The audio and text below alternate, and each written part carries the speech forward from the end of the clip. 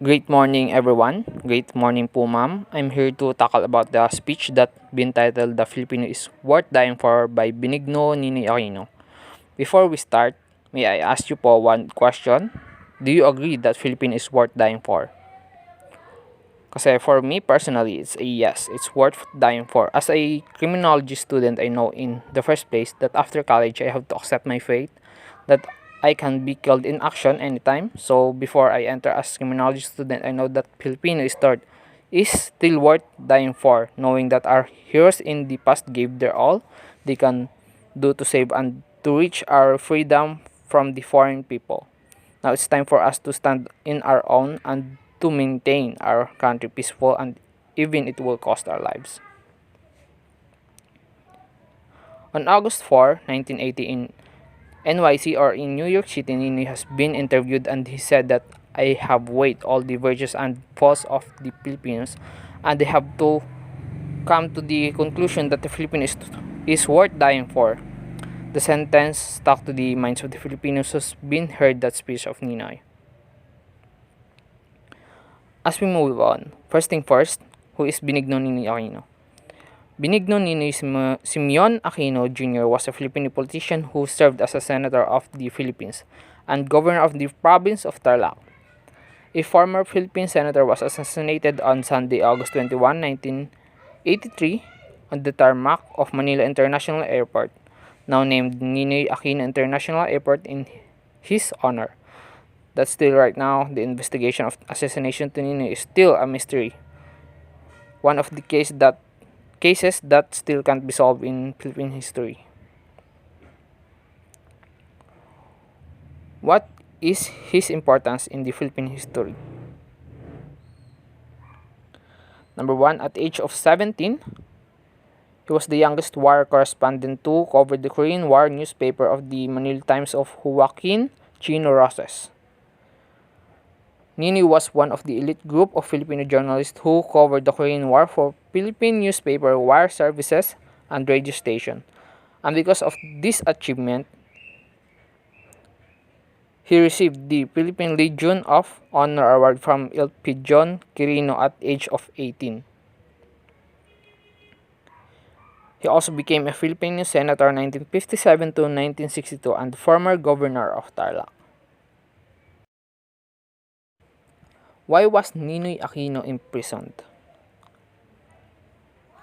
Ninoy Aquino fought and led the people against President Marcos. He declares that Philippines should have its freedom and is ready for democracy. He is one of the people who is brave enough to oppose the leadership of the former President Marcos.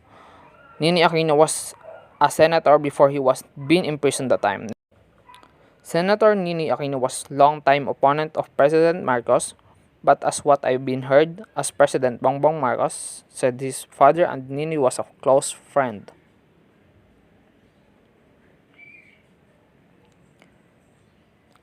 The Filipino is worth dying for. The motive of Ninoy in writing this essay is to convince Marcos to give back the freedom of the Filipinos, since according to Ninoy, the Filipinos are definitely prepared for democracy. Just like what our past heroes did, like Jose Rizal, Apolinario Mabini, and others. So I'll just read the essay that he wrote and tackle the other parts. The Filipino is worth dying for. Benigno Ninoy Aquino Jr. I have spent almost 8 long and lonely years in military confinement. The problem of martial rule and its injustice have nagged me all these years. During those 8 years, I have learned the true meaning of humiliation, of courage, of hunger, and endless anxiety. Rather than be bitter, I have learned to accept my suffering as a cleansing process and a rare opportunity to really grapple with the problems of the Filipino. I have asked myself many times, is the Filipino worth suffering or even dying for?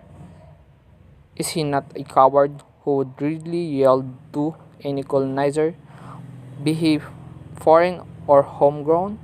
Is a Filipino more comfortable under a authoritarian leader because he does not want to be burdened with the freedom of choice? Is he unprepared or worse ill-suited for presidential or parliamentary democracy? I have carefully weighed the virtues of the faults of the Filipinos, and they have come to the conclusion that he is worth dying for, because he is nation's greatest untapped resources. He is not coward. He values and he tends to give his leader the maximum benefit of the doubt. Given a good leader because he is a good follower, the Filipino can attain great heights. So that's the first paragraph in Ninoy Aquino's speech.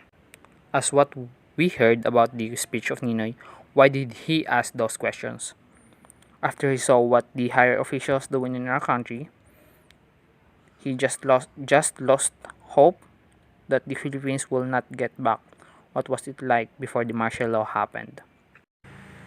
It would seem that he is more comfortable in being told to do that to think for himself, but this is only superficial impression, because deep down in his being he loves freedom but puts the highest premium on human life and human dignity. Hence, he would try to adapt till his patience runs out. Is the Filipino prepared for democracy? Definitely. Even before the arrival of the Spanish conquistador, he had already practiced participatory democracy in his barangay. He valued his freedom, but because he valued human life more, he will not easily take up arms and would rather wait till his patience ran out.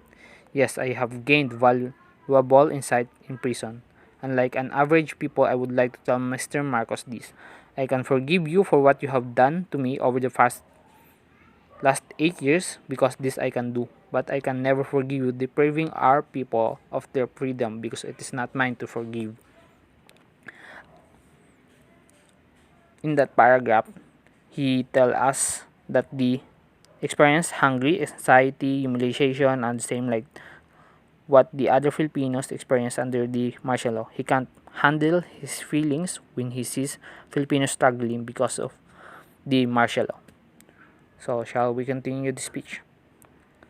I have waited patiently for you to restore the democracy you took away from us on that night of September 23, 1972. Like the average of Filipino, please do not mistake my patience for docility, my conciliation, demeanor for cowardice, and lack of will. I have chosen to suffer long years of solitary confinement rather than argue my followers to put our country to the torch, because, like the average Filipino, I put the highest value in human life.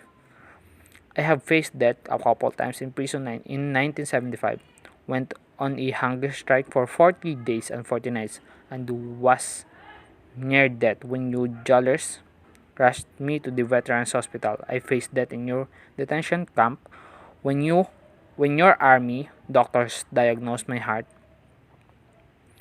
ailment as mere muscle spasm, only to be told by doctors in the United States that I could have died from the heart attacks while I was languishing in your jail, Mr. Marcos. Please believe me when I tell you that, like the average Filipino, I will gain a willingly face death in a freedom struggle if you will not heed the voice of conscience and moderation. You were a soldier once, and you have repeatedly said many times it is honor to die for the country and for one's country and for one's freedom. I hope you will now believe in what you preach and pray that you shall at last desist from further trying the patience of solving of your countrymen, Mr. Marcos. Give us back our freedom or suffer the consequences of the arrogance. That's the end of the speech of Mr. Ninoy Aquino that time in the New York City.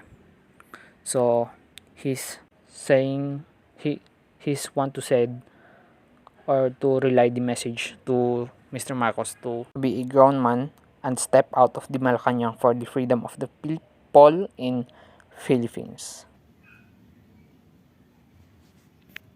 Explanation about the speech. Ninoy Aquino wrote this essay and delivered a speech before the Asia Society in New York on August 4, 1980. This was after almost 8 years since his imprisonment due to Marcos' proclamation of martial law. In this speech, he recalled his experience and insights while he is in the prison, and most importantly, his reflection that the Filipino is worth dying for. This speech served as an open letter to Marcos back then. Before we end the discussion, I asked you a while ago if you are agree if the Filipino worth dying for. So now we finish the speech of Ninoy. Is the Filipino still worth dying for? My answer in the question is it depends on what we've been fighting for. Thank you.